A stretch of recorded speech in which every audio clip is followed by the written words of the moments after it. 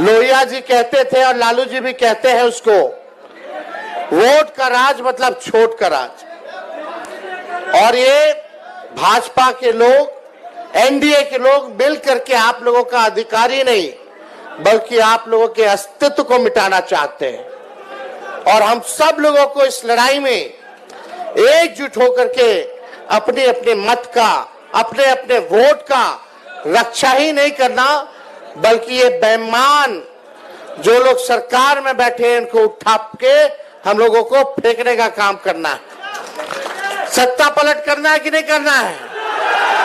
तो उससे पहले तो आपको अपनी वोट की रक्षा करनी पड़ेगी, नहीं तो और राज्यों जैसे ये बेईमान जो है वोट की चोरी करते रहेंगे और राज करते रहेंगे। इसलिए हम लोग बोलते हैं तख्त बदल दो, ताज बदल दो, बेईमानों का राज बदल दो। तो देखिए, कुछ दिन पहले ही हम यहाँ आए थे, कर्पूरी जी का जयंती हम लोगों ने मनाया था, उसमें सारी बातें कहे थे हम लोग, लेकिन एक दो पॉइंट जो है हम चाहेंगे आपको याद दिला दें। हम लोगों की कर्पूरी जी ने सबसे पहली बार जो है आरक्षण दिया, उसके बाद लालू जी की सरकार बनी, लालू जी ने सामाजिक न्याय कर्पूरी जी के काम को जो है आगे बढ़ाकर आरक्षण बढ़ाया। राबड़ी देवी जी की सरकार बनी, उससे ज्यादा आरक्षण बढ़ाया।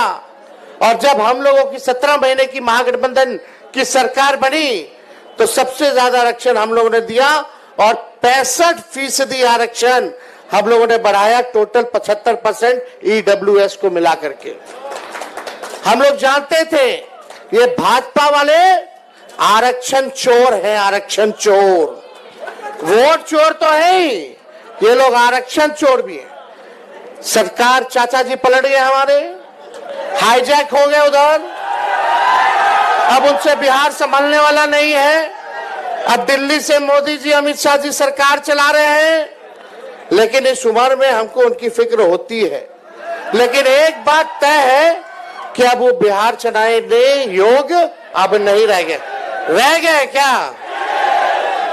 तो आप लोग समझो कौन चला रहा है सरकार? भाजपा, आरएसएस।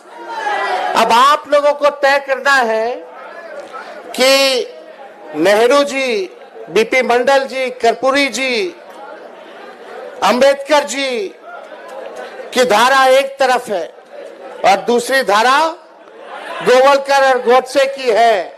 आप लोग कौन से धारा को चुनने का काम कीजिएगा? कैसी सरकार चाहिए ये आप लोगों को तय करना है। ये भाजपा वाला लोग आरक्षण चोर, हम लोगों ने जो आरक्षण बढ़ाया था इसको खत्म कर दिया। हम लोग कहते रह गए चीख चीख के, अनुसूची 9 में डालिए। जैसे तमिलनाडु में आरक्षण सुरक्षित है, वैसे बिहार में जो महागठबंधन की सरकार ने आरक्षण बढ़ाया था इसको सुरक्षित करने की जरूरत है।